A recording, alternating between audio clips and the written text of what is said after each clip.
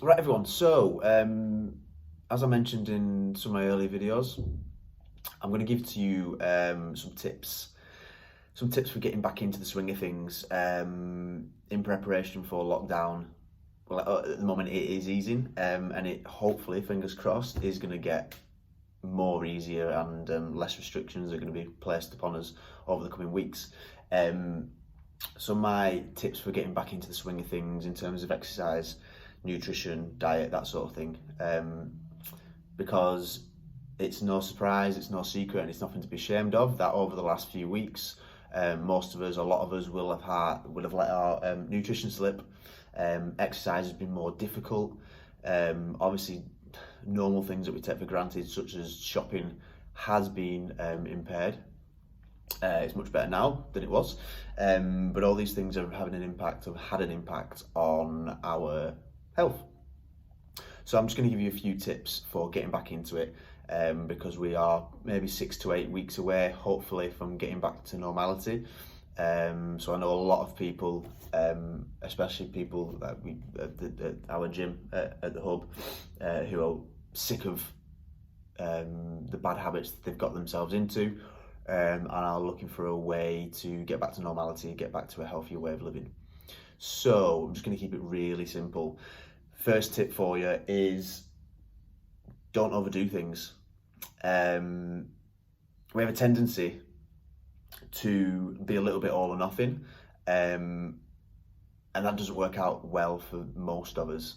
Now, unless you compete, if you're a sort of fitness model, if you compete in physique, or you're a bodybuilder, most of us can't or shouldn't really stick to 100% nutrition, with no cheats whatsoever. It's difficult, it's very difficult, it's very disciplined, and isn't suitable for the vast majority of the population. But we tend to have a tendency where we'll go, right, that's it now, I'm not going to eat any chocolate, not going to eat any sweets, no takeaways, no alcohol, and I'm going to train 6 days a week.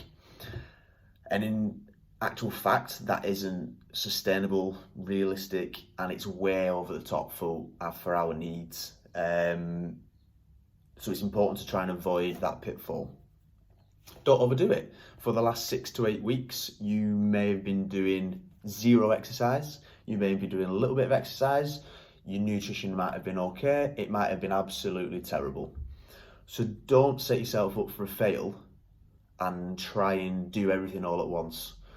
If you're the sort of person who hasn't been eating very well and you want to go from one end of the spectrum to the other, have a second think about that, because you are setting yourself up for a fail, and that's not to be negative, that's just being realistic. And also, you want something that's sustainable.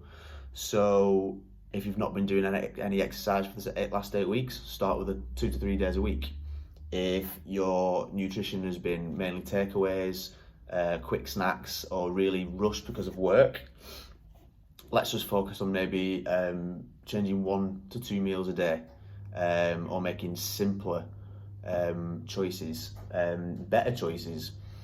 Change a breakfast, change a lunch, have more fruit and vegetables, drink more water, which I'll get onto in a second.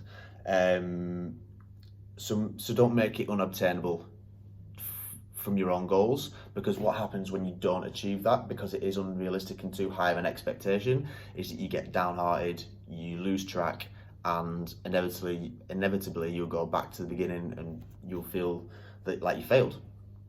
So don't get into that vicious cycle, that vicious circle of setting too high expectations, and then failing, and then going back to the beginning, having another few weeks off, and then going, right, let's go again. You want to get somewhere in the mid-ground. That's the first point. Second point, something simple, and I say simple, not easy. Simple, which has a massive effect on our weight, mental health, physical health, is water. The vast majority of us are dehydrated through the day and don't drink enough water. We're made up of 80% water. If you are not hydrated, then you can't burn fat. It's as simple as that. the body's organs aren't going to work as well. You're going to be under stress, physical stress, and this all adds to the weight gain. So adding in water, 2 to 3 litres a day to start with, that's ideal, is going to go a long way and will have much bigger benefits than you might imagine. If you're someone who doesn't drink that much water, again, don't go to 3 litres straight away. Let's start at 1 litre, then build up to 1.5, 2 litres. It's all about building it up progressively and finding things that you can maintain and can turn into good habits. You want these to be habits. You don't want these to be short-term fixes that you aren't going to be able to deal with in the long term.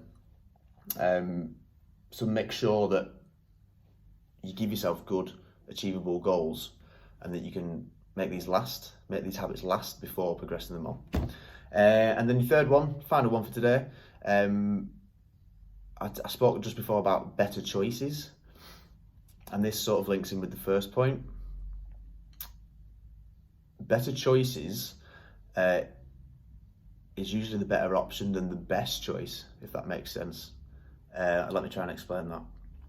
So if you have option A, which is a pizza, and then option B, which is chicken and rice with lots of vegetables. Let's, for sake of argument, let's say worst option, best option. The best option and the worst option isn't always the only two options. You can meet somewhere in the middle. Now, I'm a big believer in better choices are better than nothing at all, if that makes sense. Again, a lot of people tend to go all or nothing with it, and it's cutting out all pizzas, all alcohol, everything, and only eating chicken and broccoli. And it sucks. It's not nice. Nobody wants to eat dry chicken and broccoli with a little bit of rice. It sucks. It doesn't taste nice. It's horrible. You want to find something that is tasty and you can stick to. So meet somewhere in the middle. Make yourself a nice stir-fried dish. Lots of vegetable. Get your protein in there. If that means you're going to add a jar of sauce, like, all right, we don't recommend it normally. There's usually quite a lot of sugars and fats in them. But if that's going to stop you from eating a pizza and a tub of ice cream for tea or dinner or whatever it is, but you don't quite fancy having dry chicken and broccoli, then meet somewhere in the middle. Have the chicken and broccoli with a sauce. Do you know what I mean?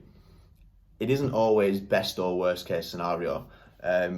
Meet somewhere in the middle. Put things in there that maybe aren't so good for you, but it's going to mean that you make better choices in the future. Again, sauces aren't something that they aren't usually that good for us, jarred sauces, pasta sauces. But again, if it's going to stop you from going to the chip shop, then it's a better option than going to the chip shop, isn't it? So sometimes you've got to make these choices and stop being so hard on yourself. If you put a sauce with something, or if you have some oven fried chips, it's not the end of the world. You've got to make these progressive changes and make sure you keep them. So hopefully that's been helpful. If you've got any questions, you just need to let us know. Drop us a question, drop us an email. Keep up to date with all our latest content. We're on YouTube, Facebook, Instagram, the lot. So yeah, enjoy yourself, guys. Lockdown won't last forever, okay?